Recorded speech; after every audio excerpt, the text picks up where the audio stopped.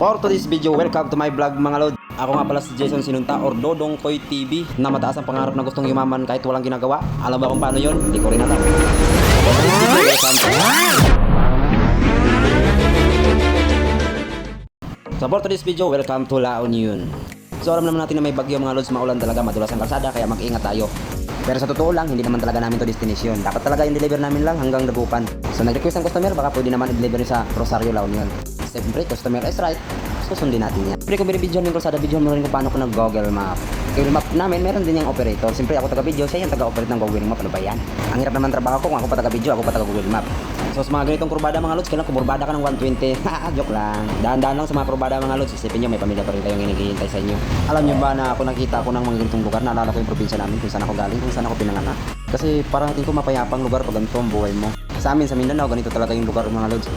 Ang daming puno, konti lang yung mga bahay, daming view nakikita, mga sariwang hangin, walang pera.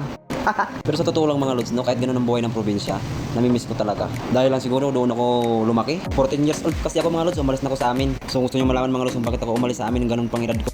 So dahil kasi kung anak, kasi pakiramdam ko noon, kaya ko ng sarili ko, kaya lumayas ako sa poder ng mga magulang ko. So yan muna ang i-share ko sa inyo mga lods sa kwento ng buhay ko. Dahil pag kwento ko sa inyo ang lahat, baka patapos ang video na to, hindi pa matapos to. Dami nating daldal mga lods. Ikaw na malayan, malapit na pala tayo.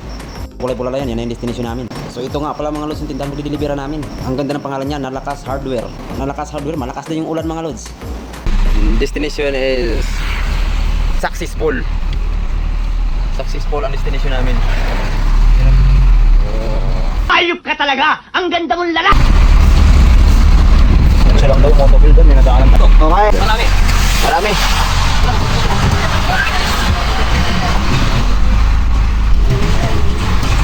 Okay.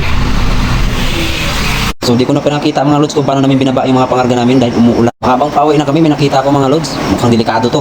Kanan tayo, antay na lang natin yung bagyo sa atin, huwag na natin puntahan. So paano yan mga lods? Magbababay na tayo sa La Union dahil mag-thank you na yung La Union sa atin. Kaya bago tayo mag-exit sa La Union, may kunting view pa tayong papakita. What's this?